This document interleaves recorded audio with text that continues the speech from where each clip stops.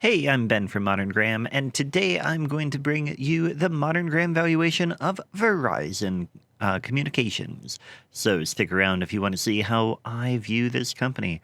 Now, what we've got here is Verizon Communications Inc., ticker VZ, current price 39.16. Communications services is the sector, and telecommunication services is the industry, a little bit more specific there. So these things here are the items that I view as most important from the balance sheet. They will all come into play in the valuation. We have total current assets, total current liabilities, long-term debt, total assets, intangible assets, total liabilities, and outstanding shares.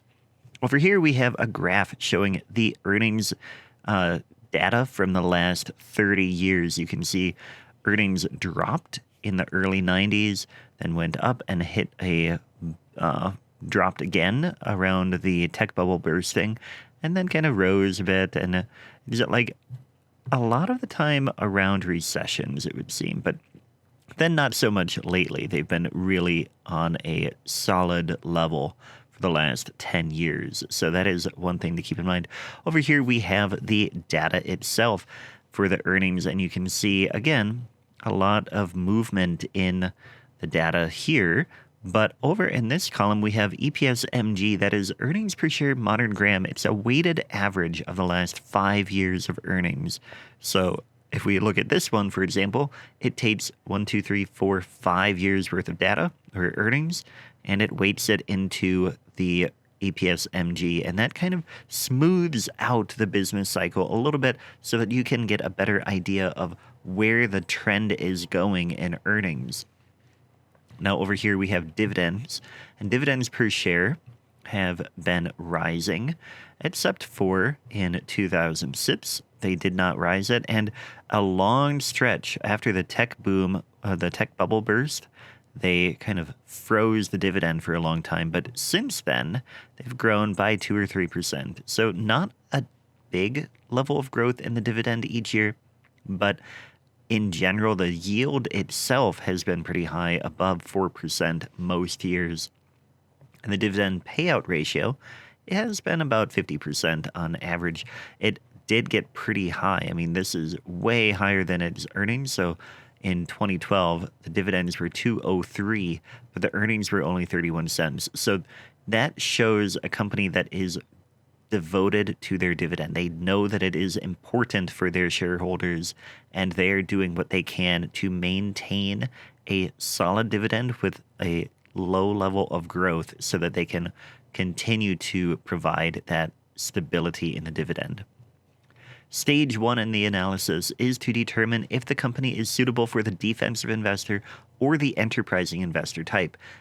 There are two different types of investors, according to Benjamin Graham. There's the defensive investor, who is not willing to do further research into a company. They have stringent requirements because they don't take the extra steps to make sure an investment is really good.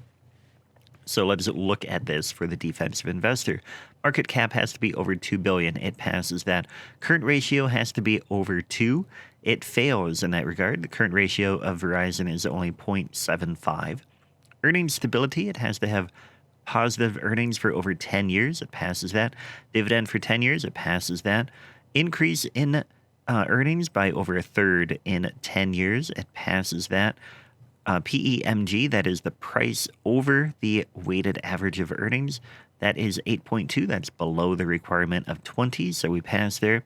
And price to book ratio of under 2.5.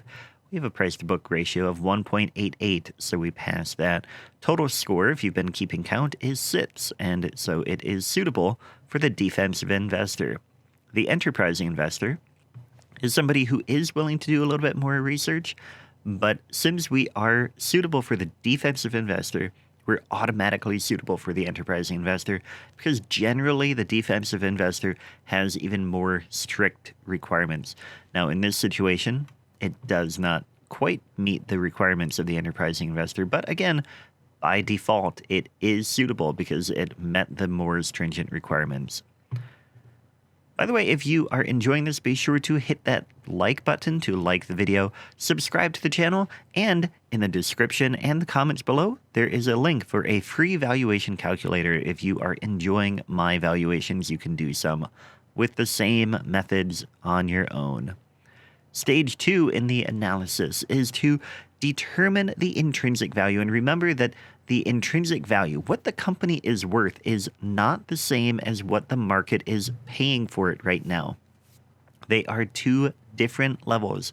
So when you're looking to invest, you need to understand what the company is worth so that you can decide if now is a good time to buy. And the formula from Benjamin Graham is value equals earnings per share times 8.5 plus 2 times the growth rate. I use my weighted average earnings per share, which is why I call it the modern Graham value formula. And we have two variables to calculate. We have earnings per share and growth. Earnings per share wise, we have our weighted average of 5 years of earnings here to get 4.78 as the current earnings per share. We put that there. And calculating growth, we look at the current EPS MG and that from 5 years ago. We get a total growth of 3.78%. And then we divide that by 5 for an average growth rate of 0.76%. The safety margin, we reduce the growth rate just a little bit because growth is such a key variable in this formula that you don't want to overestimate. If you overestimate growth, you will get a significantly higher estimate of value. And so you want to make sure that you are being very cautious on your growth estimate. So we get a growth estimate of 0.57%. When we plug that into the formula, we get a value of 46.01, which is just barely fairly valued. Actually, it is a little bit higher than my threshold for fairly valued, which is usually 75%. So it is a little bit higher there. So that is good to see. And a couple other figures to note here. We have the value based on 3% growth. If you believe the company will grow at 3% in perpetuity, that value would be $69.25. If you believe that it will not grow at all and that it will stay the same, the value would be $40.60. And if you put price in place of value here and solve for the growth rate, you get a market implied growth rate of negative 0.15%. So the market is actually we're implying that this company will shrink by 0.15% per year for all of time. In perpetuity, it will always continue to shrink. If you think that is inaccurate and you think the company will grow, then that might be a signal that it is undervalued. Coming here to the modern Graham grade, we have investor suitability. It gets 2 points for being suitable for the defensive investor, 0.5 point for being a fairly valued price, 1 point for trading below its Graham number, which we'll talk about in a minute. It does not have long-term dividend growth. It does have a dividend yield over 2%, and it is trading at a PEMG below the industry average. So it gets half a point for each of those, and it is not trading below its net current asset value for a total score of 4.5, which is equal to an A- grade according to the chart right here. Stage 3 is further research. If you've gotten to this point, you've decided that it is suitable for your investor type, whether that's defensive or enterprising, really suitable for either type. Then you've looked at the value and you've determined that it is fairly valued and you want to move forward. The next step would be to do further research into the company to make sure that it would be fitting of your individual portfolio. And here are some things that might be useful for that. Graham number. The Graham number is a figure that has derived from the requirements of the defensive investor. And we come to 47.82 for the Graham number of that. And you'll recall that the price is 39.16. So the company is trading below its Graham number. That can be a signal that it is undervalued. PEMG, like I said, is 8.2. The current ratio is 0.75. The PB ratio is 1.88. The dividend yield is a whopping 6.57% right now. And the company has had 16 straight years of growing its dividend, which is also good to see. Stage 4 in the analysis is a look at the chart. And what we want to do is we want to take a look at this, because if you've decided that you want to move forward into this company, you then want to try to time it right with the market, because you want to maximize your profit. So we're going to look at this, and we can see that previously the company was on a downward trend. That's what these two blue lines are. And you can see that was the upward side. It tried to break through that, but then it kept bouncing off of that trend line and ultimately fell back below. And then this was the downward side of that.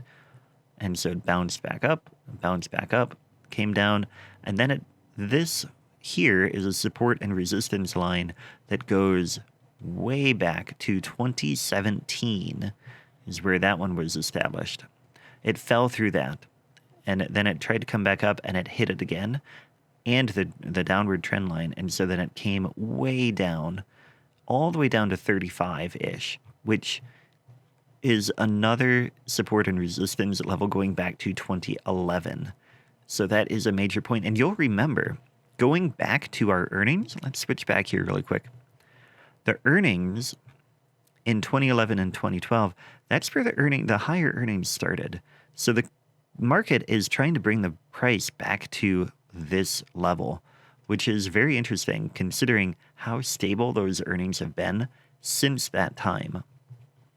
So keep that in mind as you're looking at this a little bit further too. But since then, it did bounce up from there. And we seem to be in a shorter trend here, which is causing an ascending triangle here. So we're going up, and we have an upward bound and a lower bound, and they're coming together. And when it gets to this point, if it stays in this triangle the whole time, there's going to be a lot of pressure here. I would anticipate a lot of volume when it gets here, especially because that also matches up with this older trend line. So when it hits here around Christmas time, it is either going to break upwards if it bounces up above that, and at any point in here it could break above that and come back up. But I think it's going to see more pressure at that trend line as well. But if it breaks above here, it might go all the way up to the upper bound of this trend line, or the support resistance level. Or if it breaks below, it might come back down here. Those would be two things to watch for this company. So keep those in mind. And if you've enjoyed this, then click on the video on the screen now. It will be one that you enjoy as well. Thanks for watching, and I will catch you next time. Take care.